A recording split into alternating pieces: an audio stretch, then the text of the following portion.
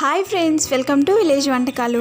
Friends, ఇవాళ నేను ఒక మంచి రెసిపీతో మీ ముందుకు వచ్చాను. ఇవాళ రెసిపీ వచ్చేసి కొబ్బరి చట్నీ. ఈ కొబ్బరి చట్నీని చాలా టేస్టీగా ఈజీగా రెడీ చేసుకోవచ్చండి. హోటల్ స్టైల్లో కొబ్బరి చట్నీ ఎంత టేస్టీగా ఉంటుందో అదేవిధంగా ఈ చట్నీని రెడీ చేసుకోవచ్చు. చాలా సూపర్గా ఉంటుందండి. వీడియోలోకి వెళ్ళే ముందు నాది ఒక చిన్న రిక్వెస్ట్ ఫ్రెండ్స్, ఫస్ట్ టైం మా వీడియోని చూస్తున్నట్లయితే వెంటనే సబ్స్క్రైబ్ చేసుకోండి. పక్కనే ఉన్న బెల్ సింబల్ని క్లిక్ చేసినట్లయితే మేము పెట్టే ప్రతి వీడియో నోటిఫికేషన్ మీ మొబైల్కి వచ్చేస్తుంది. ఇక ఆలస్యం చేయకుండా ఈ టేస్టీ కొబ్బరి చట్నీని ఎలా రెడీ చేసుకోవాలి, దాని ప్రాసెస్ ఏంటనేది చూసేద్దాము. ముందుగా స్టవ్ పైన ఒక లోతున్న ప్యాన్ పెట్టుకొని అందులో 1 టీ స్పూన్ ఆయిల్ వేసుకోవాలి. ఆయిల్ వేడిన తర్వాత ఒక 4-5 ఎండుమిర్చిని వేసుకొని ఫ్రై చేసుకోవాలి. నేను ఇక్కడ పచ్చిమిర్చి వేసుకోవట్లేదండి. మీకు ఒకవేళ ఎండుమిర్చి ఇష్టం లేకపోతే పచ్చిమిర్చితోనైనా ఈ చట్నీని రెడీ చేసుకోవచ్చు, చాలా బాగుంటుంది. 1 టీ స్పూన్ వరకు శనగపప్పు, 1 టీ స్పూన్ మినపప్పు వేసుకొని మంచి కలర్ వచ్చేంత వరకు ఫ్రై చేసుకోవాలి.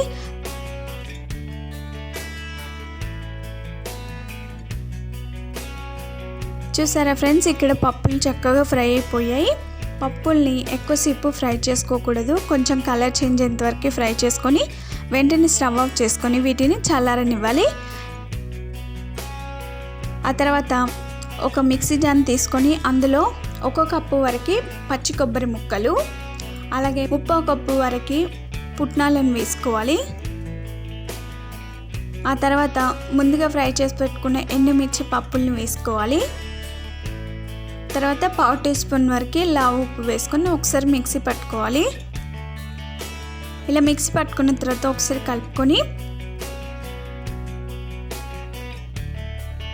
అందులో వాటర్ పోసుకోవాలండి. వాటర్ పోసుకొని మెత్తగా మిక్సీ పట్టుకోవాలి. మనం ముందే వాటర్ పోసుకొని మిక్సీ పట్టినట్లయితే కొబ్బరి ముక్కలు సరిగా మిక్సీ అవ్వవు అన్నమాట. అందుకనేసి ఒకసారి మిక్సీ తిప్పుకున్న తర్వాత కొన్ని వాటర్ని యాడ్ చేసుకుంటూ ఒకసారి బాగా కలుపుకొని మరలా మిక్సీ పట్టుకోవాలి.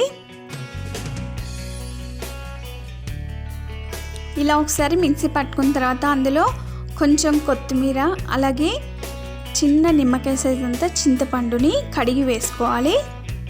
మరలా ఒకసారి మెత్తగా మిక్సీ పట్టుకోవాలి. చూడండి ఫ్రెండ్స్, ఇక్కడ కొబ్బరి, పుట్నాలు అలాగే పప్పులు వేసుకున్నప్పుడే కొత్తిమీర అలాగే చింతపండుని యాడ్ చేసుకోండి, చాలా బాగుంటుంది.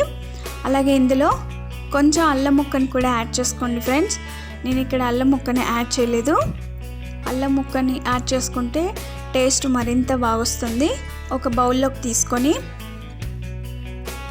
ఆ మిక్సీలోనే కొన్ని వాటర్ వేసుకొని ఆ వాటర్ని ఈ చట్నీలో పోసుకొని ఒకసారి బాగా కలుపుకోవాలి. ఈ చట్నీ ఎందులోకైనా టేస్ట్ మాత్రం అదిరిపోద్దండి. ఎందులోకైనా ఎలాంటి టిఫిన్స్లోకైనా చాలా బాగుంటుంది. తర్వాత అదే ప్యాన్ని స్టవ్ పైన పెట్టుకొని దానిలో 2 టీ స్పూన్ వరకు ఆయిల్ వేసుకోవాలి.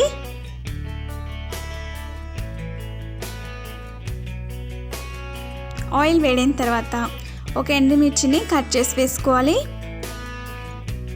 అలాగే 1/2 టీ స్పూన్ శనగపప్పు, అలాగే 1/2 టీ స్పూన్ మినపప్పు. ఇవి వేసుకుంటే చట్నీలో అక్కడక్కడ మనం పంటికి తగిలి చాలా రుచికరంగా ఉంటాయి. ఇవి కొద్దిసేపు ఫ్రై అయిన తర్వాత ఒక వెల్లుల్లిని కచ్చబచ్చగా దంచి వేసుకోవాలి. అలాగే 1/2 టీ స్పూన్ వరకు జీలకర్ర, 1/2 టీ స్పూన్ ఆవాలు వేసుకొని ఒకసారి ఫ్రై చేసుకోవాలి. పోపు దినుసులన్నీ కూడా చక్కగా ఫ్రై అయ్యేంత వరకు మనం ఫ్రై చేసుకోవాలి. ఇలా కొద్దిసేపు ఫ్రై చేసుకున్న తర్వాత అందులో ఒక రెమ్మ కరివేపాకును వేసుకొని క్రిస్పీగా అయ్యేంత వరకు ఫ్రై చేసుకోవాలి.